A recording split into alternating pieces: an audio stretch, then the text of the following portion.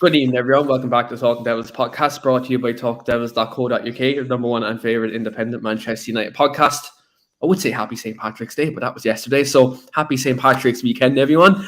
And look, we're here today to talk all things Manchester United. We're going to look into the Atletico Madrid game. We're going to have a look at the rest of the season. What are Manchester United's hopes? What can we get out of this season? Is it time to play the kids?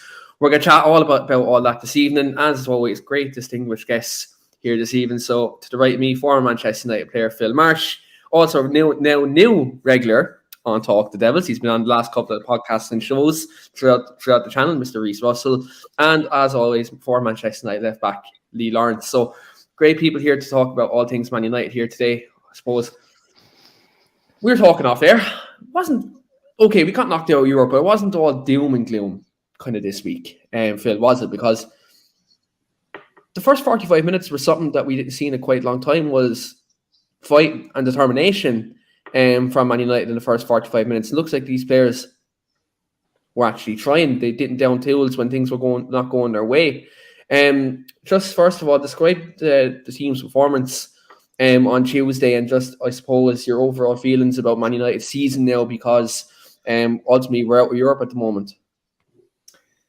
Yeah, I think we were just talking off air. I think it was slightly better, obviously, performance-wise. I just think, in the Champions League at that top level, that's where you need that quality to sort of, get you over the line. You need a big player or a big moment to sort of, get you in the lead, especially against a team like Atletico Madrid, who you know exactly what they're going to be like, especially away from home. They're going to be hard to beat. They're going to be trying all the tricks in the book, like we've seen, especially in the second half. And once they got the nose in front, it was always going to be difficult to sort of get back into the game. But, again, the lads shown a little bit of fight, a little bit of spirit, and was probably unfortunate, really, on the night, maybe to not, at least get a draw overall and maybe take it, to extra time. But no, I think it was a lot more pleasing in terms of, the performance. But then, we're judged on winning football matches, and performance isn't good enough. Inevitably, if you don't win the tie. So yeah, unfortunately, I think now the rest of the season it's sort of challenging for top four, and sort of maybe having a look at some of these fringe players, and maybe having a look at some of the young lads who's been maybe knocking on the door, and sort of planning towards next season really. So yeah, I think Ralph's got a decision now in terms of the next couple of games. If we don't pick up maximum points, say in the next 2 or 3 games, I think that would be then a massive opportunity for him to sort of look at some of these players who we've discussed in the last couple of weeks. You like to Hannibal, Garnacho, players like this who's in and around that, maybe on the periphery of getting a call up. For me, give these lads a chance, and let's see what they can do. There's not really much to lose in terms of, we've not got much to play for other than top four. And if we don't sort of, keep winning, then that's going to be sort of, dead and buried, because, Arsenal's got 2 or 3 games in hand and they seem to be playing really well. So we are going to have to be, sort of flawless really until the end of the season for me, if we are going to get into that top 4. So yeah, that's my obviously thoughts on sort of the next couple of months really. Definitely. And I think, look, you hit the nail on the head in terms of, top 4 at the moment is probably very slim, because, obviously, look at Arsenal with the games in hand.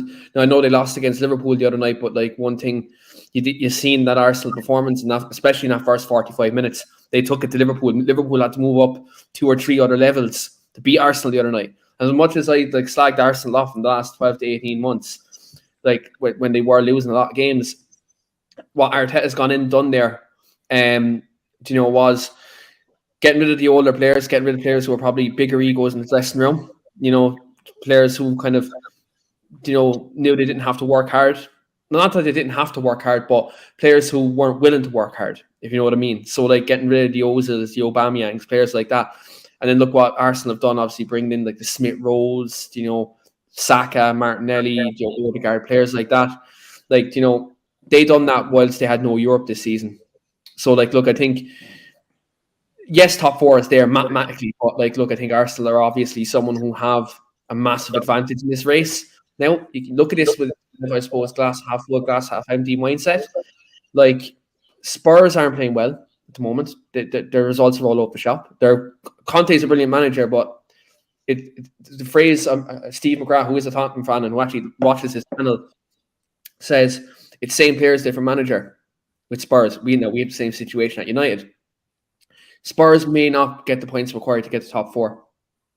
West Ham, I don't think, if you look at it really, they're fully fledged concentrate on the Europa League now because look, they're doing very well in it.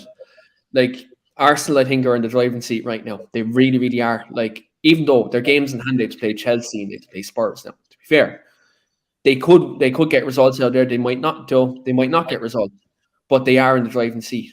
They're right ahead of us on points and they have the games in hand. So I think for Man United at the minute, we have to try win every game we can possible. But at the same time, like you look at it, it's a tough ask for this United team to finish in the top four this season. Like I say, our best hope at this moment in time, and I hate to say this, we're hoping that something happens with Chelsea and they get sanctioned and they get a massive points deduction. That's probably United's best hope at top four this season. It really is, realistically. Like I think we're, as like Lee mentioned a few weeks ago, we're not consistent enough. It's just one of these situations where I'm not confident. I'm not confident at all. And this is why, like, I think maybe it's time we do try blood in a few of these fringe players. Maybe play some of these younger players. And it may be a case where, look, if the next one or two games top four is gone, then look, essentially, right, you can look at it and say, right, we need to look ahead to next season because Ralph's going into, with this actually being probably confirmed today that Ralph is going to be working in the process of picking the new manager, which I'm going to come to you both, Lee and Reese, on that in a second. But I think the planning process has to start now for next season. Well, it should have been started the minute Ollie got sacked, really. Like that's when the planning process restart. But now when you know where we stand in terms of league position and we're out of Europe, now is the time where the rebuilding process has to start. But Reese, obviously, look, we talk about kind of the younger players, Garnacho and Hannibal and players like that kind of later on the show. But like obviously the breaking news obviously today that Ralph Rangnick is going to be do part of the, I suppose, recruitment process to bring in the new manager, and he's going to be working alongside Richard Arnold and John Murtaugh in terms of bringing in the new manager, but also obviously helping with the recruitment side of things with summer. Obviously, someone yourself who's obviously studied Ralph Rangnick for such a long time within kind of the German game, obviously being a huge fan of German football, and you've known what he's done at Salzburg, at Leipzig and stuff like that. Yeah. Obviously, look, we all know what the situation is with the owners of the football club, and we all know their track record suggests our recruitment isn't that great. When you look at that news that gets broke today, are you happy about it? Is the case you think this will benefit Man United in the long run? There's always going to be a negative factor with the Glazers, obviously, because we know we spend money, we just don't spend it smartly. I don't think you could put United on a scale of 1 to 10. United's recruitment, you can't even put it close to a 7 over the last, since Sir Alex Ferguson and David Gill left the club. I don't think you can. We've had a few hits, a lot of misses, but the one thing I'm more confident of is the fact is, yeah, the Glazers are involved in the club, and that's unfortunate, but at least they've actually given Ralph the role that I think is actually benefited for him. I actually see a positive there. It's somebody who has got a fantastic track record of signing players for low value, developed them really well at multiple clubs, and then sold them for big money that's went back into the club to reinvest in the right manner. So I do think there's a good change, and I like the fact that there's a sense of it's going to him to be the chosen man, like he's going to choose the manager as well. His track record of choosing managers so far has been outstanding. He chose obviously he's now at Leeds, but he chose Jesse Marsh to replace him at Salzburg. He got Salzburg to a League and Cup double, back-to-back. They got to a European semi-final in the Europa League, which they lost. That's a track record. Obviously, they've had Jesse Marsh at Leipzig, and it's beneficial, and he's had that all across. So I trust his judgment overall. I trust it. And just with regards to Lee, we talk about the recruitment side of things. We talk about obviously there's going to be a mass exodus probably happening on both sides. Incoming's now going to summer. You'd imagine, especially with Champions League. When you look at Ralph Rangnick coming in, obviously one of his main mantras as someone who's on the recruitment side, I suppose in the director of football or consultancy role, he likes to look at value for money, not look for kind of star players. Now, today, obviously, there's 2 transfer fees that have obviously been leaked about 2 players, obviously Erling Haaland and Declan Rice. Both them players, their transfer fees in total are going to be in the excess of £150 million each. When you look at Ralph Rangnick coming in, do you think Man United can be very more shrewd in the recruitment this summer? And do you think Man United can maybe be more streetwise? I know we use the word streetwise in terms of the Atletico Madrid performance and stuff like that, but do you think Man United can be more streetwise in the market this summer? Maybe it's going to be more of a case that if Ralph comes in and helps identify the manager, like he can work alongside that said manager, and we can maybe get the players to suit a certain style of play. And do you think that process may take like 18 months before we see any development in terms of that style of play? Do you think because we're getting rid of a blend of kind of Van Gaal, Mourinho, and all these players, that this process with the new manager and Ralph coming in with this recruitment process, that it may be like a minimum of 18 months before we see a significant difference in style of play? Yeah, 100%. I think you hit the nail on the head when you was on about Arteta. You got to look at what he's done and the timescale Arsenal's actually give him to do it. There was a lot of Arsenal supporters a few years ago wanting him out the club. Saying that they weren't doing so well and this, that, and the other. And like I say, it looks like he's starting to change it around. But he's been given that time and he's been given that process to, like say, get rid of the players what not really are bad eggs, but what probably won't buy into his philosophies and not want to play the way he wants them to play. And he's brought the players in, the young players which are hungry for it and want to do that. And no matter what manager we get in, we're going to have to give them that time and that space to bring in, like I say, not just names. We've mentioned it so many times on this podcast now. We bring in the big names, the big stars. A lot of them, they don't really do much.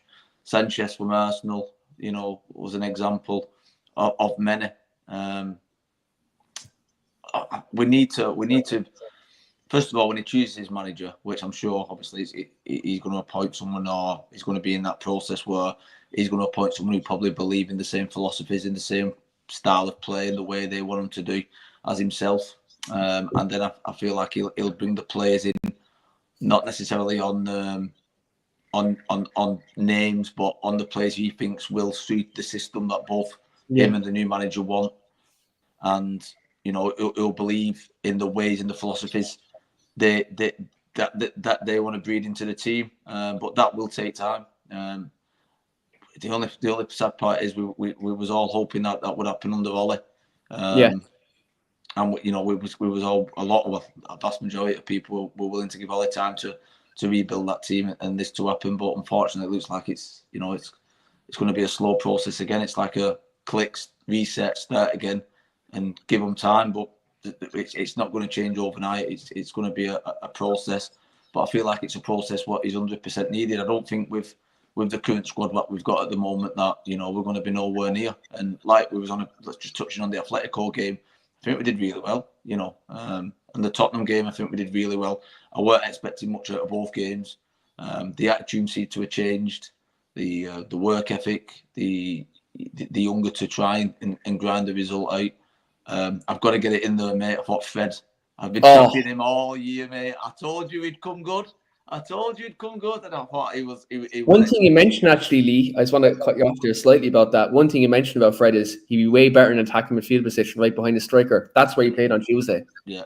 I like to say I didn't really know much about Fred before he came to United, but I watched quite a few YouTube reels and things like that, and he was absolutely fantastic as an attacking midfield player. And I think it's probably showing now that giving him that free role, as in not just playing as a six and as a defensive midfield player, but actually giving him the chance to express himself and the chance to show what he can do. I think that if he could get that consistency, I think the key is consistency. If he could get the consistency in his game, he could be a valuable asset to the club.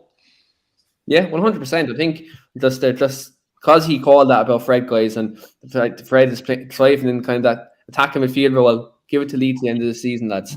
Absolutely, you might be able to sort out our left backs by the looks of things. Anyway, give it to Phil, and I'll be assistant. Yeah, absolutely. And Reese can go in as the I don't know. You can do whatever. Technical director. Yeah, telling you Fred was good all along in our group chat. Yeah, just remember. I'll be honest. I'd be wanting to hold up my hand. I gave Reece some slaughtering not too long ago, and he was saying Fred was a great player. And not gonna lie, I did slaughter Reece, but to be fair, look, I wouldn't say he's a great player, but he's someone who's your words, boy. Eat your he's words. he's a good player. He's a player. The way I thought about it, the way I looked at it the other day is, I'm quite not just the Tottenham game and the Atletico game, but there's probably been 5 or 6 games I've watched him over, in the season. And if he was playing for another team, say Villa or West Ham, and we've been saying all season, we need such a player, we'd be such a player, I think he would be in that category where we would be saying, we need a Fred who works hard, who wins the ball back, who does this, this, and this, and this. I think that's what, I know it sounds stupid because it's been slated most of the season, but I think if you just take the blinkers off a little bit and put him in another team and the way he does play, we'd be saying that's the kind of player we need, although we've got him, you know what I mean? Yeah, absolutely. To be fair, I was chatting with a few United fans not too long ago, and they were saying Man United should get John McGinn. To be fair, right, John McGinn's a brilliant player. John McGinn's like very industrious, but he's probably like Scottish version of what Fred is, essentially. Left-footed, hard-working, wins the ball back, decent passer of the ball. Probably the same player, just different passports, really. Like, they're literally the same type of player, same type of principle. Mark did say this on another podcast as well. Good evening to Mark. He said, I had Fred's back and said under Ralph he'd be excellent. Fred, red, redemption. Jesus Christ, that's a tongue twister, that is. But yeah, look, Fred has been thriving under Ralph Rangnick, and I think Ralph playing him slightly higher up the pitch has most definitely benefited him. And look, if it's Eric Ten Hag or Pochettino, they're obviously the two favourites at the minute who are being moved for the job. If it's the two of them, then look, you'd imagine Fred could be, someone who's in their thought process. Like, especially if you look at Fred at Shakhtar, he did play as number 10. So, to be fair, he has the capabilities of playing higher up the pitch. It's just when you have Bruno, when we did have Donny van de Beek, there was players there ahead of him who were probably more established in that role. That's why he didn't play there under the previous manager. He played deeper under Ralph. He's playing there. So look, it's interesting to see what happens with Fred next season. When you imagine United maybe looking at bringing in a Pogba replacement as well, which could give Fred some competition, in midfield. But Phil, obviously, one of the things we recently discussed on this podcast would be kind of the centre-back position. Now, Harry Maguire's come under a lot of scrutiny again. And this happened again. I think he's under scrutiny probably every week. But this rebuild in itself, obviously, there's a massive kind of talking point, really, in terms of who the new manager is going to want. Because if you look at kind of most of the managers we're linked with, all of them play with ball-playing centre-backs, and all of them play with kind of someone who can play a high line. Obviously, like Rangnick, Ten Hag, Poch, Enrique, all them managers will predominantly play a high line with a ball-playing centre-back.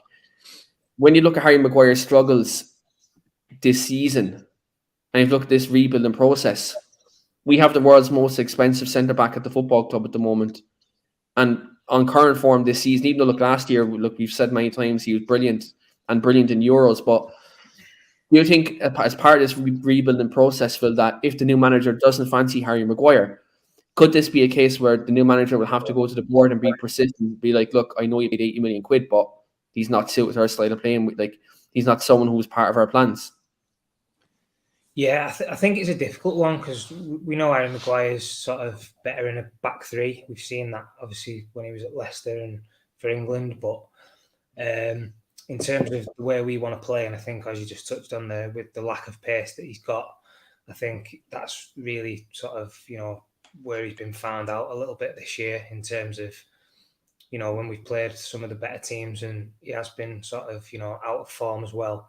That lack of pace is a killer really for any defender, and I think it just sort of has been highlighted more so this season for Harry Maguire. So yeah, if we are going to sort of go down that route and obviously have Raphael Varane as probably our main centre back, that could be a position that gets identified. I mean, Lindelof's been good for me this year.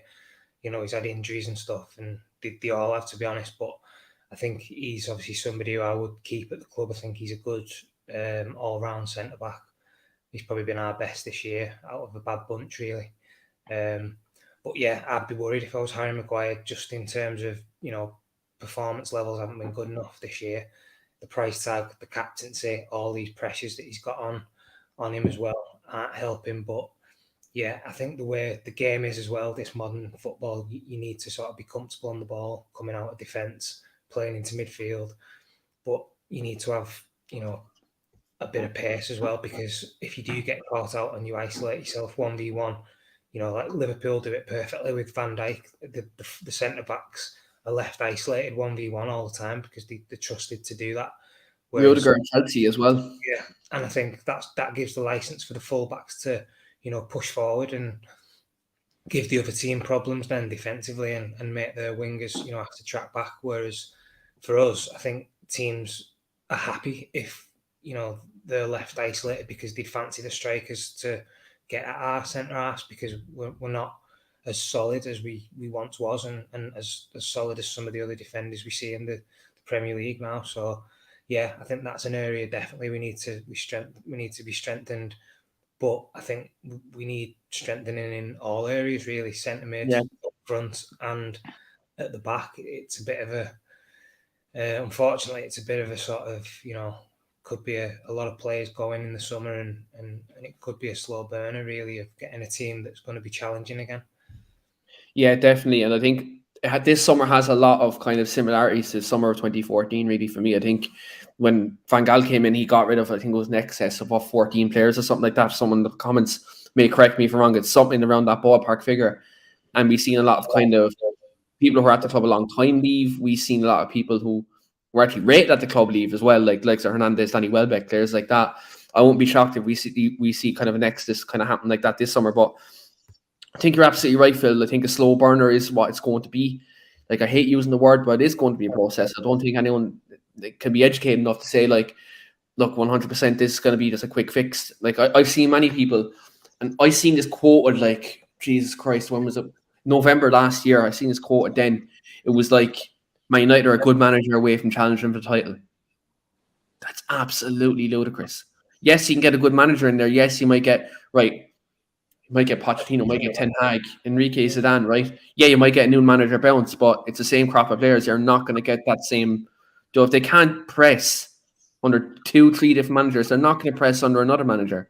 Like, to be fair, if you had Conte in there, some of them will be shipped out straight away because they don't run. So I think it's very important that with this new manager that comes in, that there is a rebuild done now. It's not like FIFA where you can probably get rid of 14 players or whatever maybe, and then buy in 14. I think it's a situation where if you look at like the way Klopp done it at Liverpool, gradually at these summers you're going to have to get rid of a couple of players and bring in a couple of players that suit your style of play. And as you said, Phil, a slow burner. I think like that's what United are going to have to do. Like, it's not going to be a case we can bring in the heap of players. Like, remember when Tottenham sold Gareth Bale that time, and they brought in kind of like 6, 7, 8 players in that one summer, and they didn't click.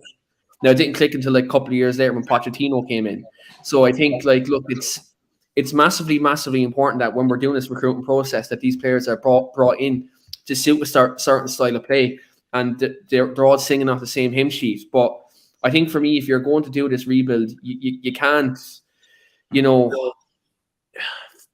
think about this is for this rebuild, you can't have certain players who haven't worked at the club, like in terms of they haven't had the work rate, to be a United player. They haven't had the work rate to kind of get over that hump, over that kind of final hurdle.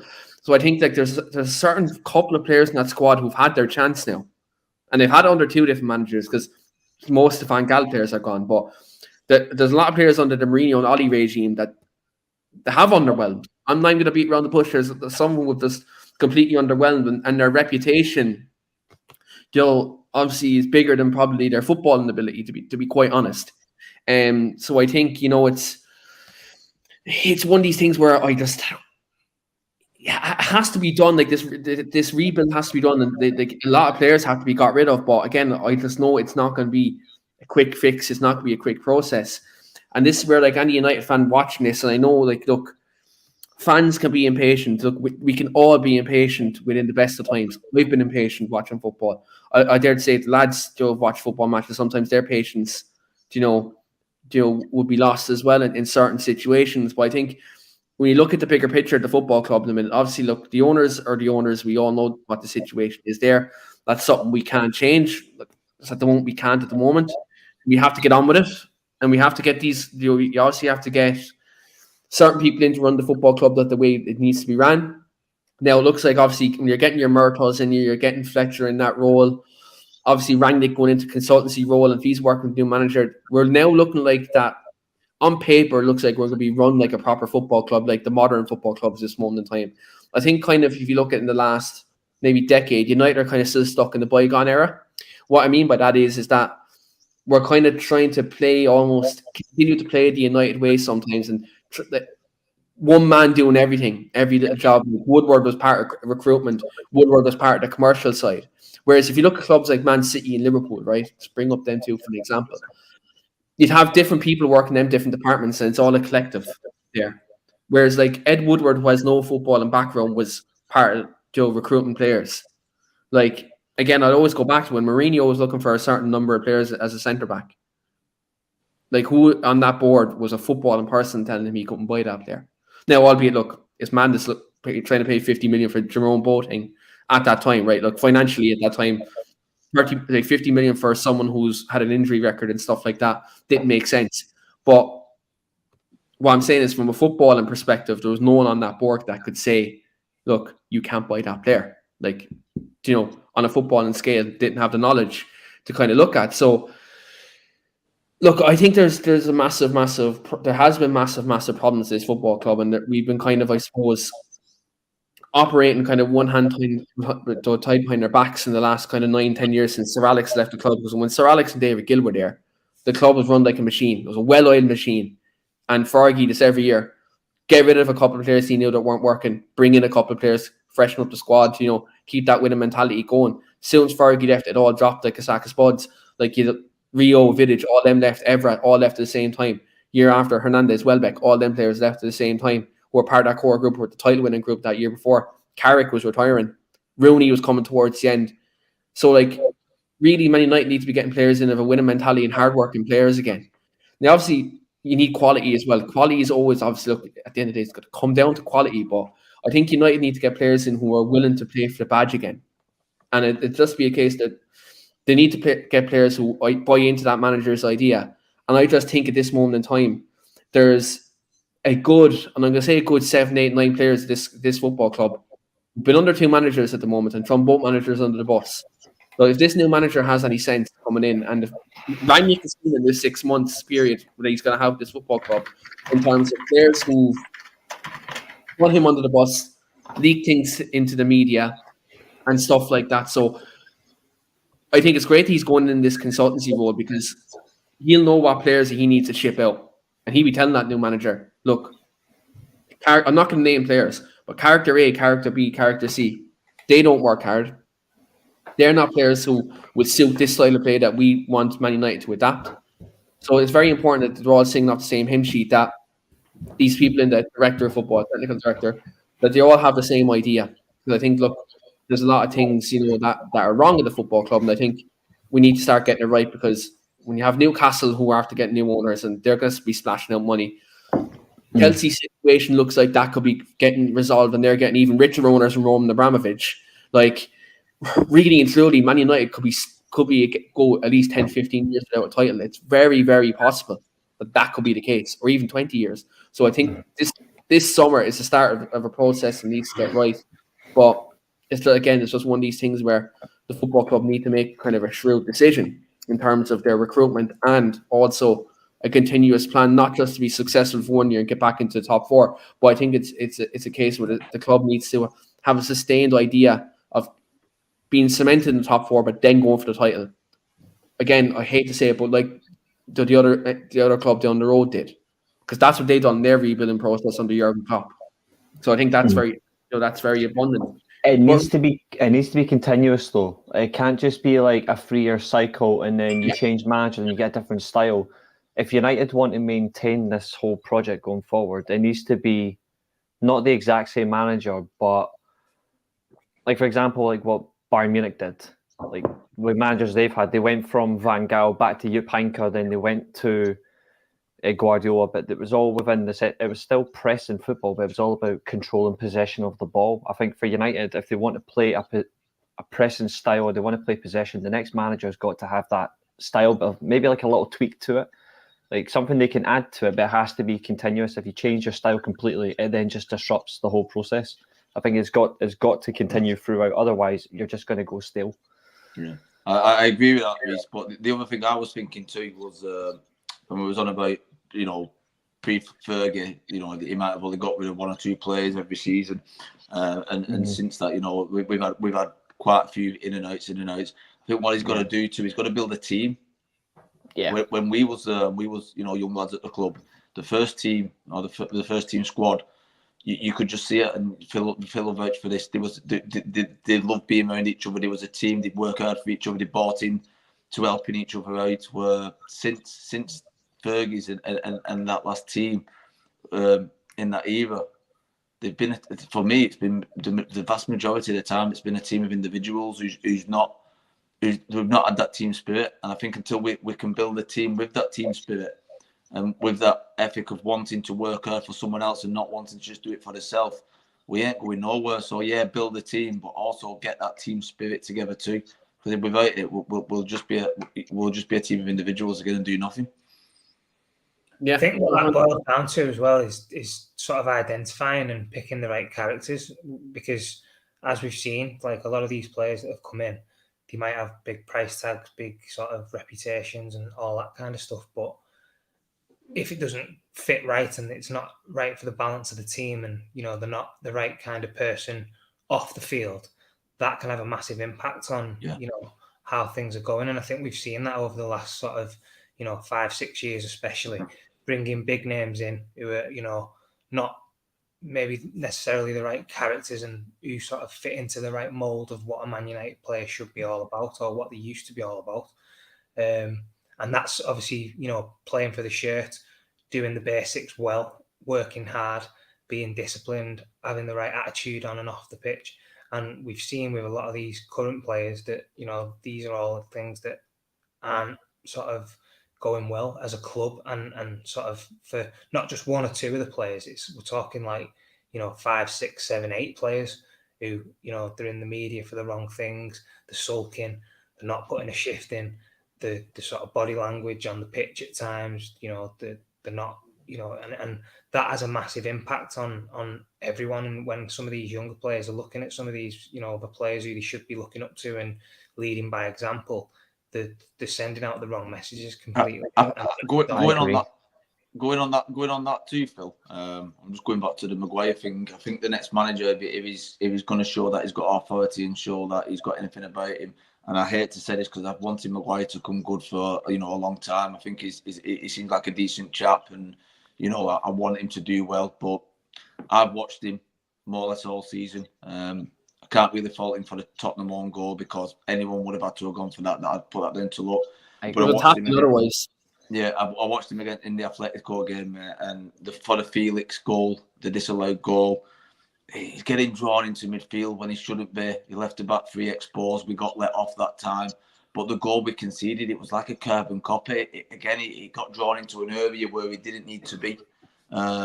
He's trying to, I don't know if he's overthinking his game or he's trying to nick the ball, when Fred and McTominay were there. If he had just dropped off into that gap, we would have had a solid back 4, but he got caught out of position, and Dalot got absolutely tainted over Twitter saying that he was out of position, but Dalot wasn't out of position. He had to tuck in because Maguire stepped out. That's why. You watched the goal back, mate. Elanga, I mean, he's been a draft official, like we said, but he didn't track back. That was the first mistake. McTominay, the guy who Dalot ends up picking up in the middle of the near the penalty box, he run off McTominay, and McTominay didn't get back. So Dalot had to go there, and he was caught in 2 minds because he had to go in between and pick both men up. And like I said, Maguire was out of position. McTominay didn't work hard enough to get back. Elanga didn't work hard enough to get back, and Dalot was left in no man's land. Now, it just comes down to, again, mistakes. It just silly mistakes what shouldn't be being made. You know what I mean? If you're, again, I don't want to criticise him. I don't want to keep going on about he's an £80 million player and this, that, and the other, because I don't want the lad to fail. But you watch that and you think, you had a warning sign for the Felix goal, what got disallowed. Don't do it again. literally 10 minutes later, he makes the exact same mistake, leaves the back four exposed, and lo and behold, they score. And it's if you can't learn from your mistakes, then I think we're scared of the prices new as manager's well. going to have to make a statement and either drop him or, like I say, sell him. I think that will make a statement. I think the club's afraid of price tags. I genuinely think the club is afraid of price tags because the only player with a genuine price tag that's ever been dropped when he has to be is Pogba. Pogba's been dropped, whether it be for the sense of rotation or he's just not in form. He's the only big price player that's actually been dropped. Maguire, he's only ever been dropped when he's injured. Or at the very beginning of Ralph's reign, when he persisted with the defence we had, he persisted with it. Maguire, I agree. I don't see any improvement in his game. Like, people were calling him our best player last year. He was one of them. No. I'll give you credit, Reece. Obviously Bruno and Shaw last season were outstanding, but in that core group of other players who performed well, Maguire was a good performer last season. I think he just benefited from the fact that in terms of where we were position-wise, I think he just benefited. I don't think he was actually that good. I'll be honest with you. I don't think he was that good. And it might sound harsh, but when he went into the Euros, he was hardly there at the beginning, because obviously I think he was injured.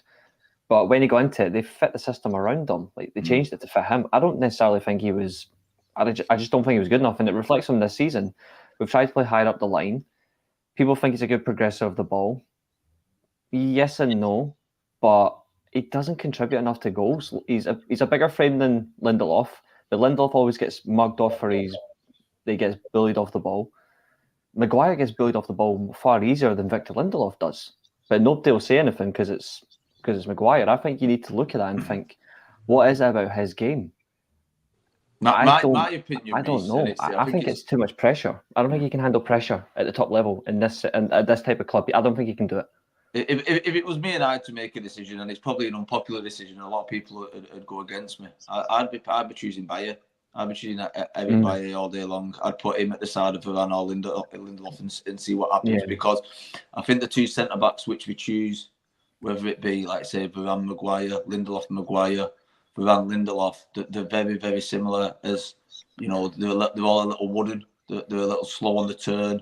You know, at least if you put Bayer there, he's got that bit of an injection of pace and a bit more about him. And I know he's injury prone, and he's prone to a bit of a mistake and that. But if that mistake could be, coached out of him, again, I think there could be a player what we're not using there. And if he gets sold onto another team or another squad, I think he could flourish and progress. And I think we should be giving him a chance.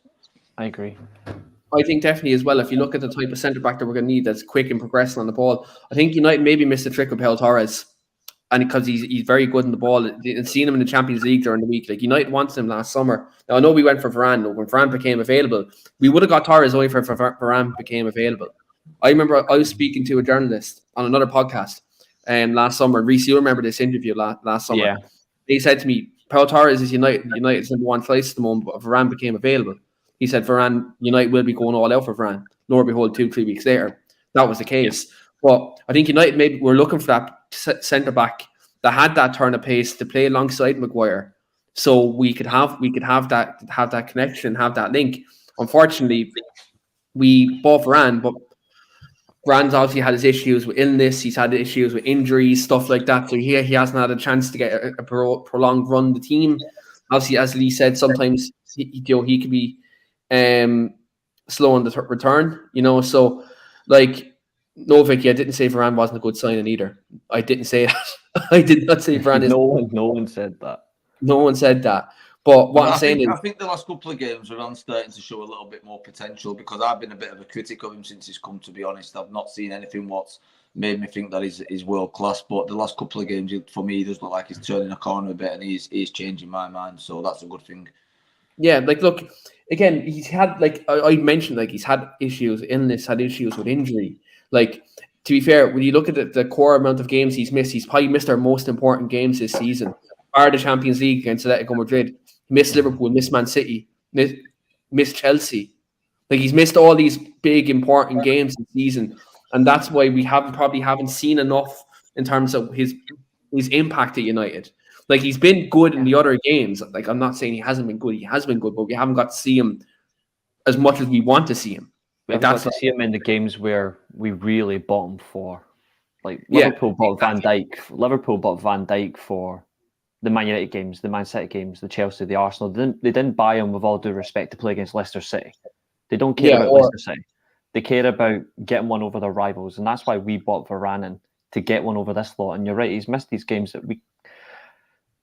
the way we played in both the City games, home and away, in Liverpool. Yeah, we got absolutely battered, but Varane, he would have made a bit more of a difference because he's got experience playing for, like, obviously Madrid against Barcelona and in the big games. He has that experience alongside Pepe and Ramos. He's played against two of the greatest centre backs to play football.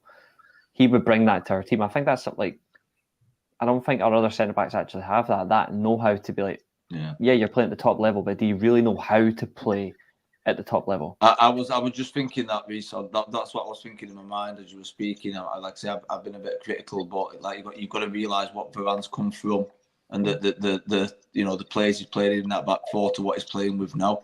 And it's probably an absolute shock to him that someone's not covering round, or such about his centre back partner is 30 yards out of position, which is just a schoolboy ever, which he makes all the time. It's probably bringing himself around to what the hell's going on, and I've ended up in this back four where I've been in an absolute world class back four for many years.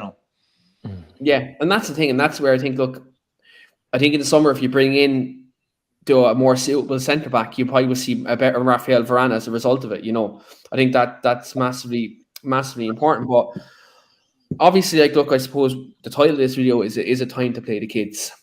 Obviously, look, we've two former Manchester United Academy graduates here, and Phil and Lee.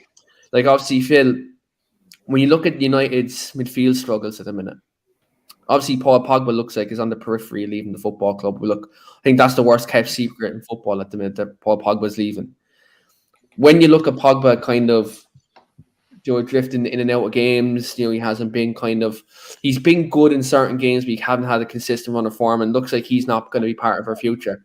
Do you look at Hannibal right now, considering what he's doing in the 23s, considering what he's doing on the international stage as well? Do you think United may need to actually look at him? Let's say, look, for all harm's sake, we drop points against Leicester, and that's it. That's top four, just completely out the window. Do you look at Hannibal then, as we are looking for a number 8, a Pogba replacement? Would that be his audition period? After that, when the season's kind of done and dusted, you have 6-7 games home and away, for him to really push forward and really kind of cement his place, and maybe give the new manager something to think about, because a lot of United fans and a lot of people within the media are speaking really high of him. Is the case where Pogba's leaving? Does Hannibal go to the manager? Does he knock on his door and say, "Look, boss, give me a chance. I showed what I can do in the 23s. I'm clearly too good to be in that age level." Do you think, would a young player have that kind of confidence to go to the manager and do that? Possibly. I mean, I don't know. I think back when we was there, I don't think me or Lee would have been knocking on Sir Alex's door saying, and pick me in the first team. But I think, you need that little bit of arrogance and that little bit of sort of, confidence in yourself, that you feel as though you're ready to, be given a chance. And as we just touched on there, with the likes of Pogba's and people whose, performance levels have been so inconsistent, over a long period of time. It's not like it's just been recently where he's had inconsistent performances. I think that's been the story of Pogba's career at United, if I'm honest. I think, he is more than, worthy of being given an opportunity now in this next couple of months, in terms of if top four goes out the window in the next couple of weeks, then, the likes of Hannibal and some of these other lads who, will inevitably come into the first team squad and be given an opportunity at some point. I think, why wait? Why not? Let's see what they can do now. And at least one thing, you're going to get from some of these young players is they'll come in and they'll have the hunger and the desire to want to work hard, to want to prove a point. They'll put a shift in. I can guarantee that, because that'll be drilled into him by some of the coaches that, we've touched on, Neil Wood, Paul McShane. These lads will be, teaching these youngsters what it means to play for Manchester United. It's not all about the money. It's not all about, being flash and having all nice things. It's about, when you're on that pitch for 90 minutes, you've got to put a shift in. You've got to work hard. You're representing the club. And I think, for me, these young lads have proven in the 23s, they've sort of, excelled and have shown that they're more than capable of performing at the top level.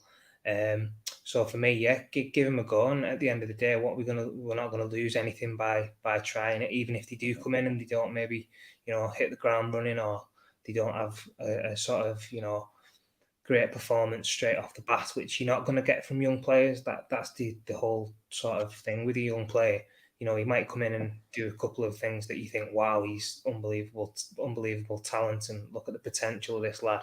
But then also he's going to make mistakes, and he's going to need a little bit of nurturing, and he's going to maybe need 5-6 games to give him that opportunity to learn from his mistakes and to fully bed into the team and get used to playing with some of these big players. Because I mean, when I played in my first team debut, I remember, your nerves are all over the place. You want to make sure that you keep things simple to start with. You don't want to make any mistakes, and you just want to sort of, get through it and make sure that you don't sort of let yourself down, really. But these young lads, I'll be chomping at the bit, and you can obviously see that some of these bigger names who are performing on a regular basis aren't hitting the levels and aren't hitting the heights that Manchester United Football Club are used to and should be, getting from, any player in any position at any given time. So for me, give these lads a chance. Let's see what they can do from now till the end of the season, and start looking to next year and seeing if these lads can be a part of what we're going to be sort of looking to build moving forward. Exactly. And one thing I wanted to come to you on this, and I absolutely echo everything Phil says there, because look, I think the young players will go through brick walls for any manager. I think the young players will go that extra mile, they'll put that extra tackle in. I think the fans as well, look, one thing obviously, Man United fans, we always support our own more than other players that come in. And then look, that's nothing against those players who we draft in through transfers. There's something about the connection that Man United fans have with academy graduates. Is there something special? It's just so that it always has, always will be that way. But I'm going to bring up Ajmal's comment here, Lee. And Arsene Wenger said at one time, he said that the young one will make mistakes, but it's part of the trade. Do you think that this kind of this period now that United have, it's kind of, I suppose, looking ahead to next season, that maybe you look at Hannibal, who's obviously a midfield option, but Marcus is out of form at the minute. Look, we're going to discuss Marcus kind of at the last kind of topic of conversation on the show. If Marcus out of form at the minute, Jesse's kind of on the periphery of playing or not playing. Obviously you have Alanga there as well. Cavani and Ronaldo can't play every week. You look at Alejandro Garnacho scoring goals, creating assists in the 18s, 23s. Today then announced that he's in the Argentina senior squad, playing in the same squad as the second best player of all time, Lionel Messi. I just had to get that part in. But in the same squad as Lionel Messi, do you think you look at a player like that and it's showing so much flair, and the fact he hasn't made a senior appearance in Man United's first team, he's getting called up to the Argentina squad. Do you think that after that international break, when that ends, he's after getting that experience of playing one of the best national teams in the world, you throw him in there and just say, look, you've done it for your national team, you've done it for the 23s, done it for 18s. Now doing it in front of 76,000 people at Old Trafford. Yeah. Listen, if it was me, and I was obviously, if I was in charge of United, to be honest, I would play the Leicester game, play the Everton game, and play the Norwich game. We're going to know after them 3 games whether we're going to be in any chance of top 4. But by the time we get to Liverpool, I think we're either going to be thereabouts or we're going to be a mile off. I think if it's the latter, the 2 players you've mentioned, they're both going to have been on international duty, obviously, with Tunisia and with Argentina. You've got to play them lads then. If top 4's out of the question, you've got to blood them young lads. Even maybe McNeil, give him a chance up front. You've got to put them in. You've got to give them a chance. I mean, these are lads what's probably been, if you go off the likes of me and Phil, we was there 10 and 11 years respectively. You had one aim in life, and that was to make it for Man United first team. So you can imagine the enthusiasm and the effort and everything you're going to put in till the end of the season. If you get, let's take it after the Arsenal game. We've got Brentford, Brighton, Chelsea and Palace. If you put 3 or 4 lads in there yeah, they're going to make mistakes. You know, Elanga made a mistake for a goal the other day where he didn't track back, but he'll learn from that, and he'll have the right attitude to learn from that. And you don't learn unless you make the mistakes. And if the top four's gone, we're a club what's known on our philosophy of young lads breaking through to that first team, and long may that continue, and hopefully it does. And I think if we get the right managers in, then it will do. I don't think there's any other option but to play these type of lads at the end. You know, like I say, I wouldn't chuck them all in yet. I'd wait until at least we get to the Liverpool game, see where we are. But if it looks like, you know, we're not going to get there, then chuck them in. You know what I mean? And let's watch the lads run around the pitch with the enthusiasm of, you know, wanting to impress and wanting to get the name out there and be a Man United player, because it's what they're going to have been working for their whole lives. So you know what you're going to get with them. You're not going to get any big time Charlies who's trotting back. He's thinking, "I passed that man and I can't be arsed running back there." They're going to bleed for the club, and that's, you know, at the end of the season, it'll be nice for United fans to actually watch games where that's happening, because they've been few and far between this year. So even if the results don't go the right way, but we watch the young lads come through and we watch them putting the effort in and the determination, it'll be a nice change and to watch what we have been, to be honest. Yeah, I absolutely agree with that sentiment. And like, if you look at kind of some of the younger players who have come in the last kind of 4 or 5 years, they've almost all of them have been like the shining lights that season, bar the exception of Bruno. When he came in, he was just a freak of nature when he came in with the amount of goals and assists that he was getting, which I think, looking under a new manager, I think hopefully they can rejuvenate him, because I think Man United should be building their team around him. I know Cristiano was there, but I think, you know, Bruno's going to be here for a bit longer. He's someone who I think United need to kind of build their team around to help. I know we talk about the system, but he's a player you definitely need to look at building United around. But 100%, you look at the McNeils of the world, you look at the Garnacho, Hannibal, they're three, right? They're the three players. You have James Garner, who's one of the best players in the Championship at the minute. And you've seen him in the FA Cup playing against Premier League opposition, tearing their midfields apart. He's someone who could definitely be a squad member next year. I think, obviously, I like the look of the young left back. Is it Fernandes? Yeah. I mean, the left back position's not really been cemented down either. So I'd probably have a look at giving him a little chance. You know, wait for that just a game or two, or sticking him on. I look at both. I look at both sides, Lee. I look at both sides. Fernandes and Eaton Laird. Like, again, the two of them sides. We literally, if United get it right in the summer and they give them a full pre-season, we could save a good 120, 130 million if they come in and are given the chance and they shine. No, you've got to get these players from somewhere, haven't you? So they've got to come from someone's academy, and they've got to go through somewhere. Why can it not be our academy? You know what I mean? Exactly. Look what Liverpool done with Trent. Do you know what I mean? Look what Chelsea done with Reece James. Do you know? Like, look, even what's his name? I know he went out on loan, but he's probably coming back this summer. As Morgan Gibbs White and Wolves as well. Like, you look at players like that, these young kind of English players, Spurs as well. You know, like, you look at these all other clubs and how they've brought through their younger players. Why not? Why can't United do it? We used to always do it, and we have, like, this is probably we're in the FA Youth Cup final for the first time in 11 years this year. This is probably the best crop of United youngsters since that Youth Cup winning team when we had Ravel Morrison, you had Jesse Lingard, you had Paul Pogba, the Keane brothers, Sam Johnstone. Do you know what I mean? Like, that was a brilliant. That wasn't as good as the 2003 squad, mate. I'm saying since 2011. It's the best squad we've had since then. Like, you know, when you look at the periphery of where their careers have went, obviously, probably apart from Ravel Morrison, of course, you know, who's, look, to be fair to him, he's doing quite well. At Derby now under Wayne Rooney. It's great to see what Rooney's doing with him and really rejuvenating him. But, like, in terms, like, if you're looking in the last 15 years, this probably up there with one of our best youth teams, crop of youth players, all coming through at the same time. So I think it's very important that United do get this right. Like, let's say not everyone's going to come through. Look, the class of '92 were a freak. That was a kind of a freak thing where you had a lot of players come through. Obviously, like, look, I think United can look at their youth academy and look at, let's say, you look at Smith Rowe and Saka coming through at Arsenal. Do you know what I mean? Martinelli. I know Martinelli was bought, but he was kind of in around the Arsenal underage sides. Eddie Nketiah, another example. Like, United can do a similar situation with that with Laird, Joe McNeil, Garnacho, Hannibal. There's 4. Do you know what I mean? Fernandes, 5. There's 5 players. The young lad in midfield impressed me in the semi-final of the FA Youth Cup. Is it Minu? I don't know his name. Manu. Oh, Manu. Yeah, he looked very Him and impressive. Maver is really quality. Yeah, really. He reminded you of a young Paul Pogba. He looked like he had that swagger and that ball control. What he had, to be honest. Yeah, he looked very good, and he was very good and very technical on the ball.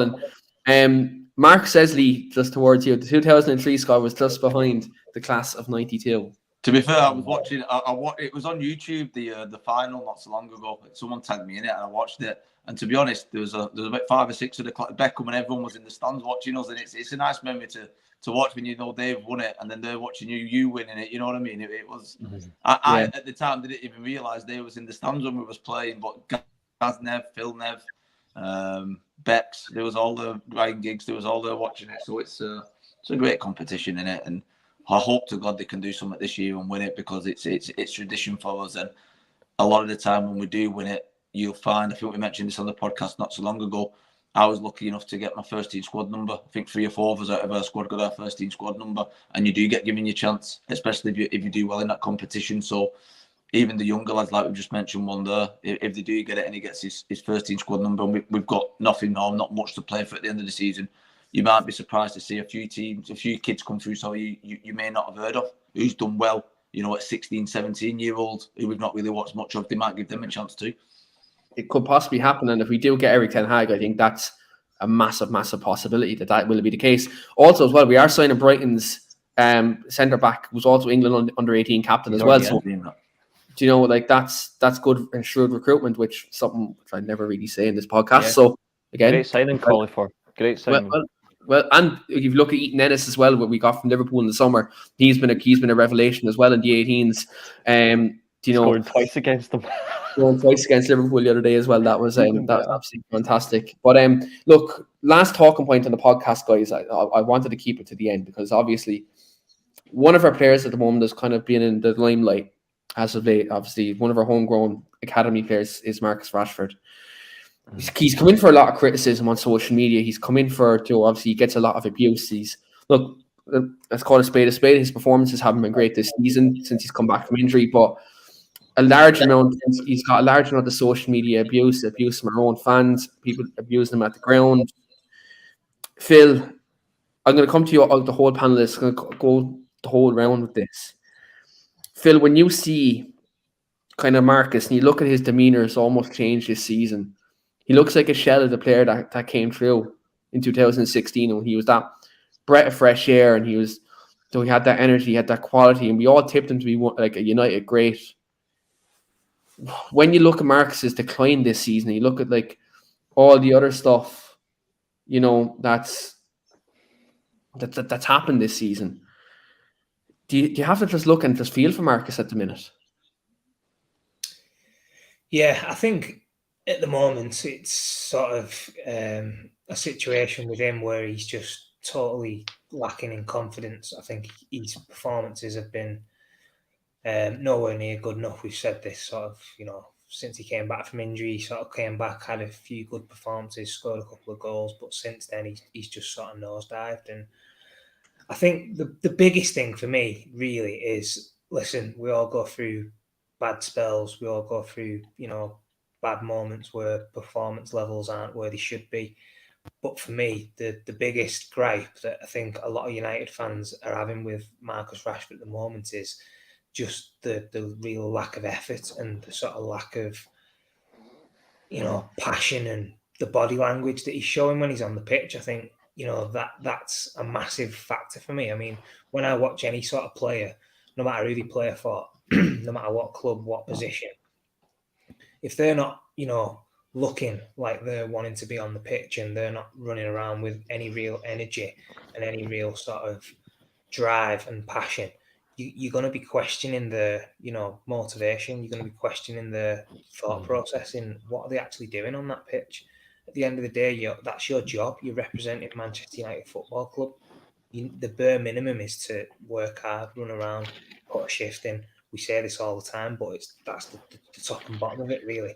And I think because of sort of that real lack of effort and sort of desire and the body language is just not good enough at the moment from Marcus, and I think that's why he's come under so much sort of criticism and sort of so much scrutiny on his performances. I think, if he had been performing poorly and, he's not scoring and his touch isn't great and he's losing the ball, but he's running back and sort of at least trying to put right what he's, done previously, I think fans would have accepted that, because, as I say, all players go through bad moments and dips in form and stuff. But yeah, I just think he's in a difficult period at the moment, and what it's going to take to sort of get that sort of momentum swinging the other way, I don't know. On the flip side of that, I do feel as though he is only a human, and obviously all this criticism that he has been getting, a lot of it is uncalled for and is probably a little bit over the sort of line with some of the stuff that he's been sort of, has been said to him, and I do feel for him in that respect. And obviously his reaction the other day, we've all probably seen the video where he's, confronted a fan and, stuck the finger up or whatever. That's probably just, it's all come to a sort of a boiling point for him, and he's just sort of, lost it momentarily. And I think, as he said, he is only human. There is certain amounts of stick and sort of criticism you can take on the chin.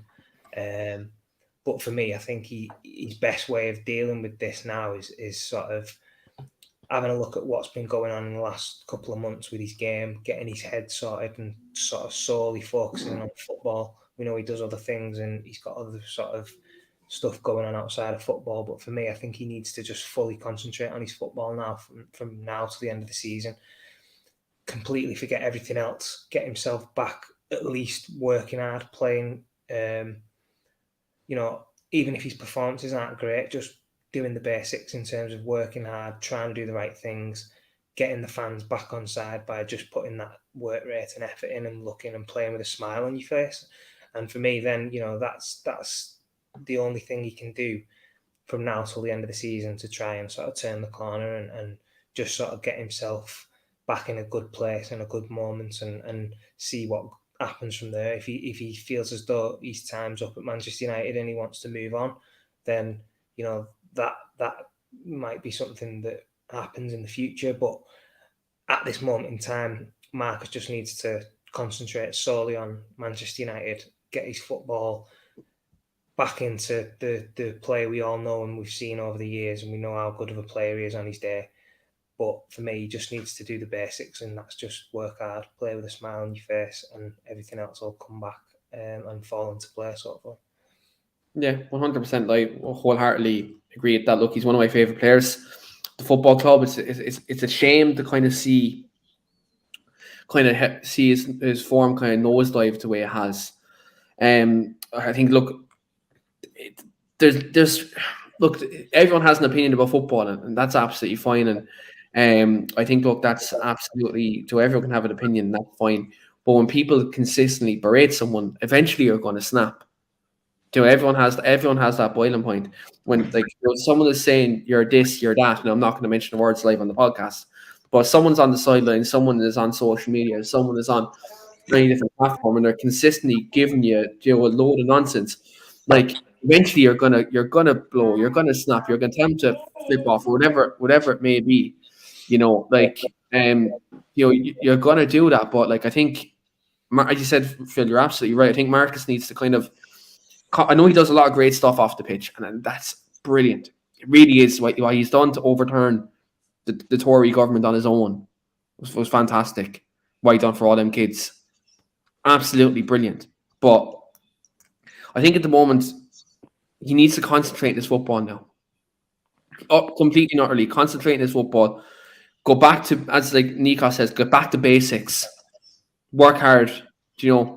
Take a player on. If you don't get past him the first time, take him on again. If you don't get past him a second time, take him on again, and take him on again, and take him on again, like he used to do when he came into the team. I think he needs to go back to that. So I think, it's one of these things where it's easy for me to say that he needs to do better, because, look, I'm sitting on my chair right now talking on a podcast saying that. But there's obviously 101 different things that may be going on in his mind, maybe going on in his personal life that may be affecting his form as well, but we simply don't know. So, like, it's one of these things, and I just hope for Marcus he can get back to his best, because he's someone who, again, he's Manc born and bred. He's someone who loves the football club, look, I do only wish him the best. But Lee, Nikos mentions in that comment that Rashford needs a chat with the sports psychologist. Do you think this could be a psychological thing as well as a kind of a physical thing in terms of like his form? Maybe. There weren't many sports psychologists about when we was playing, and I've never really seen one or had any dealings with them, so I'm not really too up on that kind of thing. I think the main thing is he needs to play himself back into confidence. Football, when you're a footballer, no matter at what level or what, you could be Sunday league, amateur, semi-pro, professional. If you're playing with confidence, you're going to be playing well. At the minute, he just looks like he's massively, massively down on confidence. And there's only him that can turn that around. And Phil and yourself already mentioned the way of doing that is by running hard, doing the simple things well, getting back to basics, playing with a smile on your face, working hard for your team. And to be honest, I think it was the Tottenham game. I seen a few people slating him, saying that, is this, that and the other. And to be honest, I think he did the basics really well. I don't think he overcomplicated his game against Tottenham. When I think it was Tottenham. It was. He ran. He passed the ball well. Didn't do nothing special, but he didn't try and overplay. And when he come on against Atletico Madrid, it was a shame because. Sorry, daughter's phone's ringing. 2 seconds. Turn that off. You gotta love live YouTube, lads. I've literally got the dog, the daughter, and my son in the same room as me. Because of the internet, I've been chucking towels at them to shut them up and things like that all day. This is why I love live YouTube. Getting back to when it come on against Atletico, it's a bit of a no-win situation really because Atletico were clever and they did what they did in that second half and we didn't have an answer for it. And whoever you would have brought on wouldn't have done much with the tactics they displayed.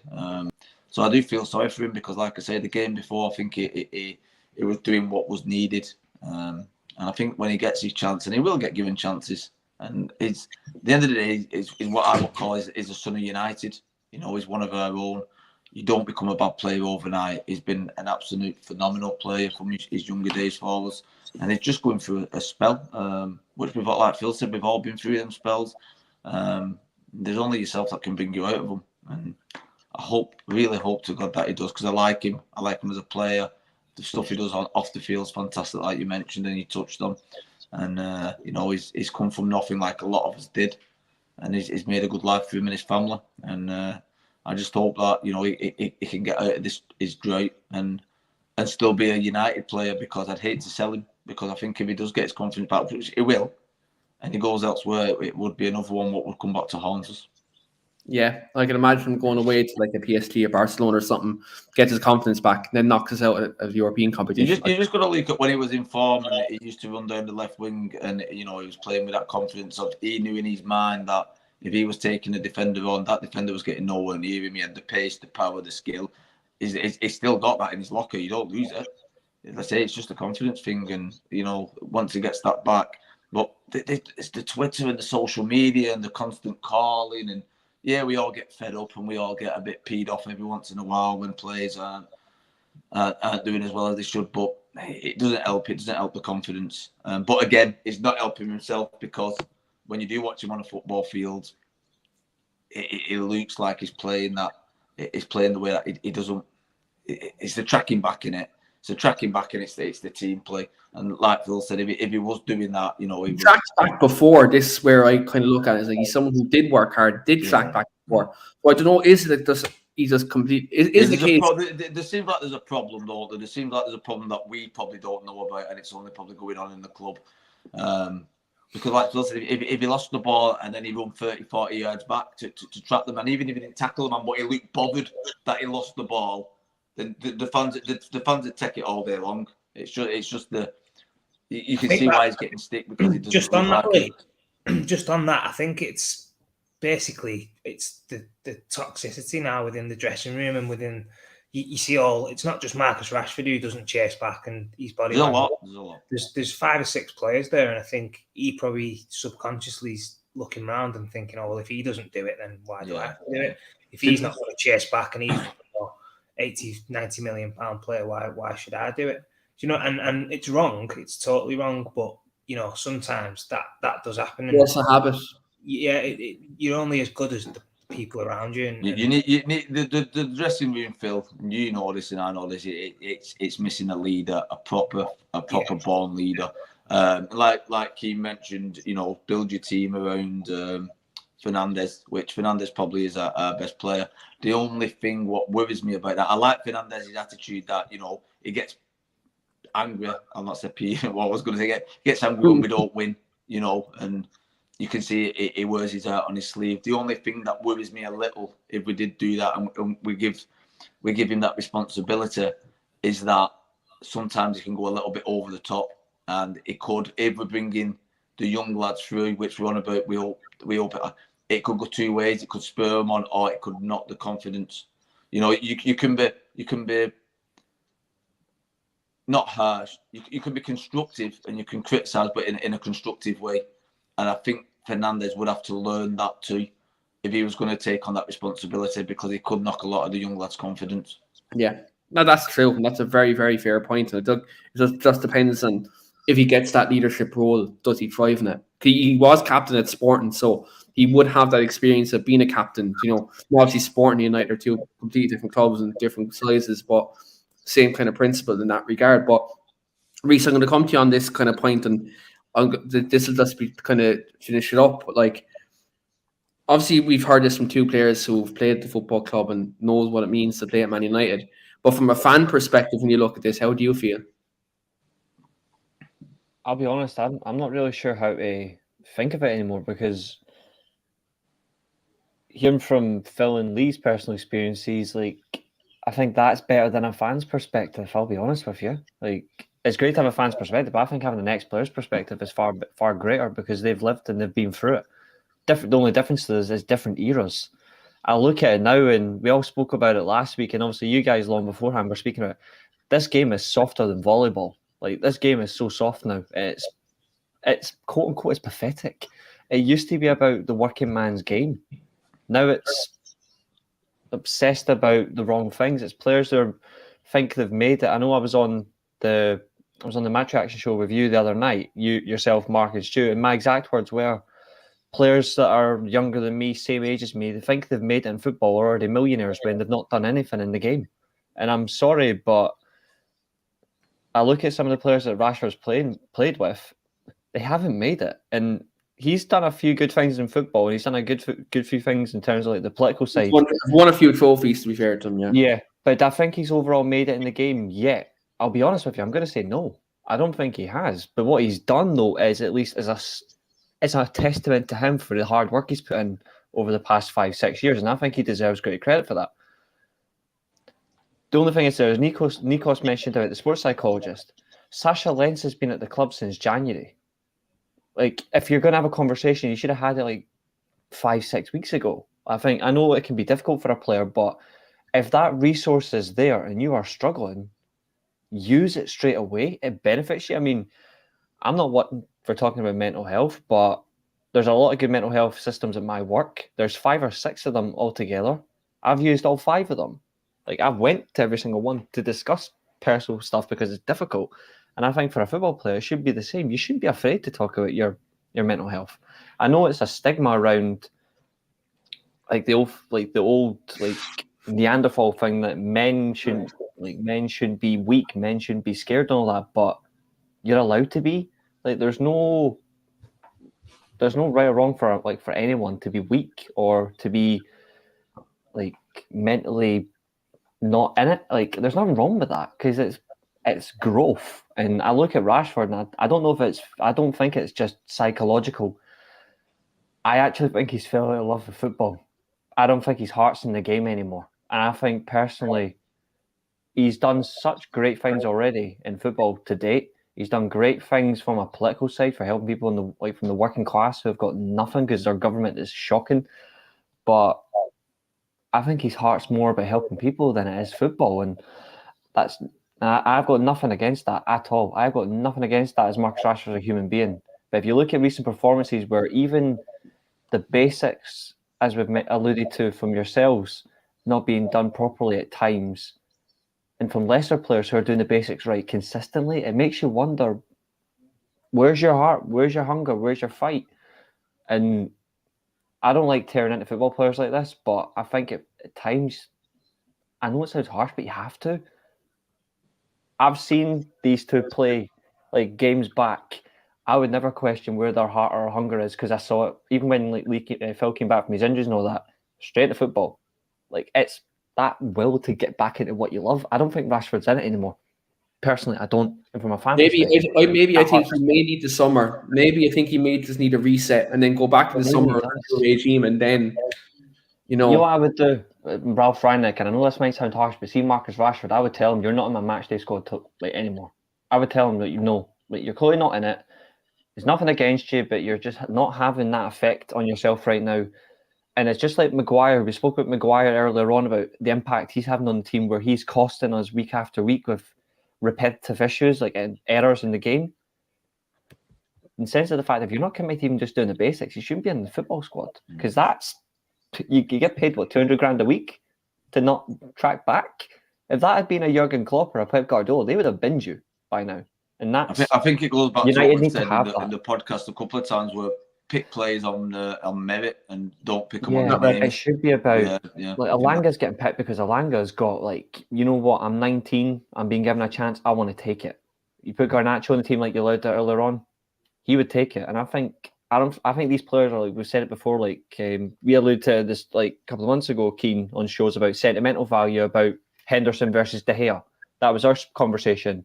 Do we stick with De Gea because he's been our number one for years, or do we want to play a different style of football? Do we have to stick with Henderson? Me and you spoke about that at length, and I said I'd rather stick with De Gea right now because I don't trust Henderson. I look at it now, 9 months on, maybe you do have to think about certain things, and that's probably me admitting I was wrong, but I look at it from a Rashford perspective. You were wrong with Fred, I'll give you that one. I think you have to look at it now and think, if your heart's in it, if your head's not in it, if you're not mentally checked in to play football and it's something that you were wanting to do your life, maybe you shouldn't even be around. Maybe you shouldn't be around a training field. And that's not harsh, by the way. That's not me tearing into him. That's me thinking maybe you don't even need to be around. You can just go and do other things. Get your mind out of the game. Just mentally check yourself out of football. And then once you feel recovered, ready to come back, do it. Lingard done it. He went to West Ham when he was completely checked out the game. What was it? 11 goals for West Ham, 6 assists? 11 goals, 6 assists, yeah. Exactly. Like, look what he did for West Ham. He was mentally checked out of the game and he went and done that. I think Rashford could do that. The question is, though, and I ask this to you guys as I know you're going to wrap up soon, how does he do that? Does he go out on loan? I don't think Man United can risk sending Rashford out on loan. Does Man United take the hit and sell him? I don't know. But personally, if it's me, I would just keep him away from the matchday squad for a while. I don't think he should be involved. Yeah, I think that would definitely be a beneficial thing. I think just with him, maybe drop him for a couple of weeks, let him mentally reset, and then look, I think evaluate in summer under a new manager, give him at least another year, I think, to really evaluate and see where he is. And then look, if he isn't performing still, then he's not in the manager's plans, then look, that's fair enough, I think. Yeah. I think the difference nowadays is with the reserves and the under-23s is like, if a player was out of favour or he wasn't doing well or his attitude was not up to scratch, he get dropped into the reserves. And sometimes it was a good thing and sometimes it was a bad thing, because obviously when we was playing with the lads, it was great, but it was a kick up the arse for them, because they used to say, if you're not performing, you don't want to be there, go and play a level below you. You know what I mean? And you don't see that happening anymore, do you? You know what I mean? So that could have an effect on people's attitudes nowadays, because they just think, well, I don't need to play a game, I'll train and I'll pick up my massive wage bill at the end of the week. You know what I mean? And it just seems too easy now to make a hell of a lot of money and not have to put the amount of effort in like you used to have to gain that. And just going back, I remember Adam Eckersley, Phil. I don't know if you remember or not, and he got his signing on fee, and he bought, I don't know what car it was. It was some kind of posh car, and he bought a 30 grand watch, and he got absolutely caned, and I mean caned in and around the Carrington off the phys. I remember the physios caning him, the managers, the players. because he'd not made it, but he was buying these lavish, expensive things, and he'd not played a first team game, and he got absolutely hammered. And that's a great example. I'm just thinking now, you've probably got 16, 17-year-old lads who you've never heard of, and they're probably buying Range Rovers, and I think I just going back to your point about they think they've made it before they've not. I think the money's gone. It's not a working class sport anymore. That's what I hate about football. Yeah, I hate this side effect. Like it's happened. It was great when you used to get them things because you'd work your bollocks off for getting there, and you deserved it. Nowadays, I think they get it out of it's just expectations that by they sign the first contract and they're going to get a lot of money, and I think it's for me that's where the game's took a wrong direction. I think there's two other great examples about entitlement. Obviously, we've all seen it as fans now, because obviously you two are like long retired from football sensitivity in Man United, but we all remember the Memphis Depay incident when he turned up to training. Was it a Bentley? And he turned up in a Bentley to training, and obviously Van Gaal took that as offensive. He was in every match day squad. He turned up in that Bentley, and then next thing you know, hits the FA Cup final. He thinks he's going to play or he's going to be on the bench. Boom, he's not even in the match day squad. He's not even, and that's purely for slapping the face. Like, that's how you're going to treat Man United. Like, that's how you're going to treat the club. You're going to turn up to training in a Bentley when you've done, at that time, I don't think you'd scored or assisted in I think it was 10, 11 games on the bounce. You hadn't scored or done anything like that. And I was like, you really want to do that? I'm like, no. And the other one, obviously, like the Brian Robson's documentary, like he has the Ryan Giggs interview, funnily enough, where he spoke to him about contracts and getting a car and all that. And he goes and knocks on the door, like Alex Ferguson. He's like, "Oh, I've been here for X amount of games. I've played 25 games. I want a company car."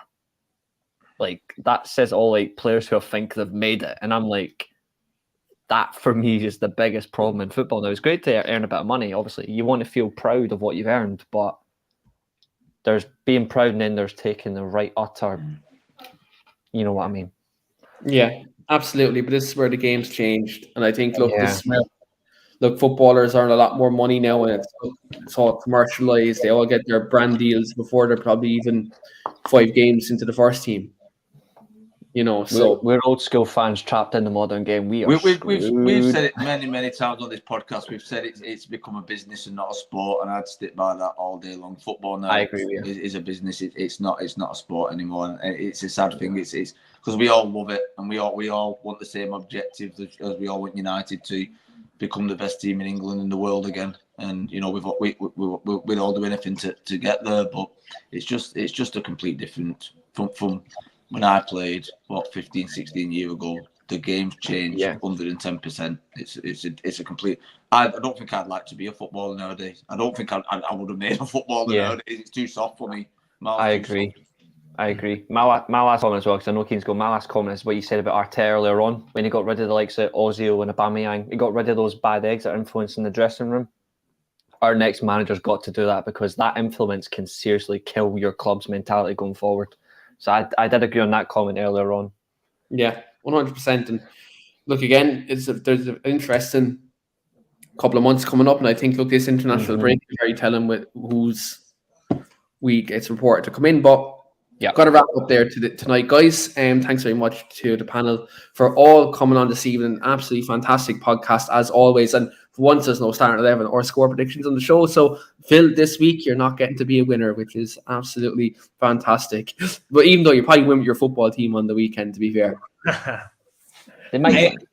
Nikos did say in the comments before I did call the Spurs game 3-2.